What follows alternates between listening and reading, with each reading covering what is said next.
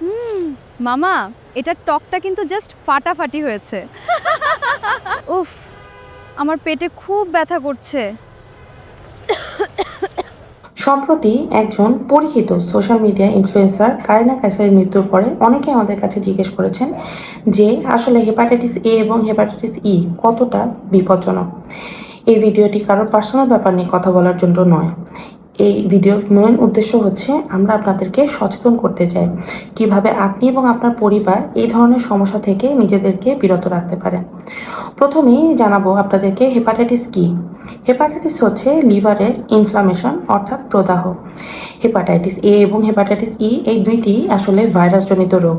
এগুলো তো সাধারণত দেখা যায় যে যদি দূষিত পানি পান করা হয়, অস্বাস্থ্যকর খাবার খাওয়া হয়, রাস্তার পাশে যে স্ট্রিট ফুডগুলো আছে এই ধরনের খাবার যারা রেগুলার খাচ্ছেন এবং ঠিকমতো যদি হাত পরিষ্কার করা না হয় সেক্ষেত্রে কিন্তু এই রোগগুলো খুব কমনলি হয়ে থাকে। প্রথম দিকে দেখা যায় যে এই রোগে যে সিমটমগুলো দেখা যায় সেটা সাধারণ জ্বরের মতো, যেমন জ্বর থাকে, দুর্বল লাগতে থাকে, সামান্য পেটে ব্যথা থাকতে পারে, ক্ষুধা মন্দা থাকে, এগুলোই সাধারণ লক্ষণ।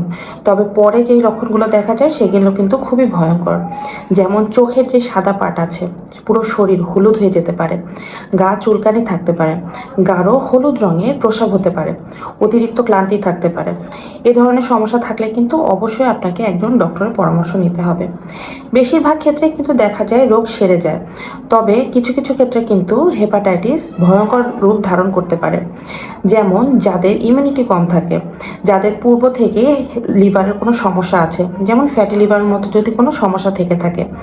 এরপরে গর্ভবতী নারী যারা আছেন তাদের ক্ষেত্রে এটা হতে পারে। আবার যারা দীর্ঘদিন ধরে বাইরের অস্বাস্থ্যকর খাবার খাচ্ছেন কিংবা অপরিষ্কার পানি যারা পান করছেন তাদের ক্ষেত্রে কিন্তু অনেক বেশি ঝুঁকি থেকে যায়।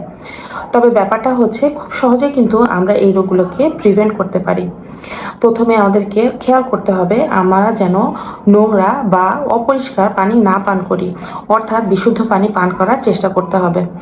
বাইরে কাটা ফল, অর্থাৎ যে বাইরে রাস্তায় যে ফলগুলো কিনতে পাওয়া যায় ওগুলো রাস্তা থেকে না খাওয়ার জন্য চেষ্টা করতে হবে। অপরিষ্কার খাবার, স্ট্রিট ফুড থেকে একটু বিরত থাকার জন্য।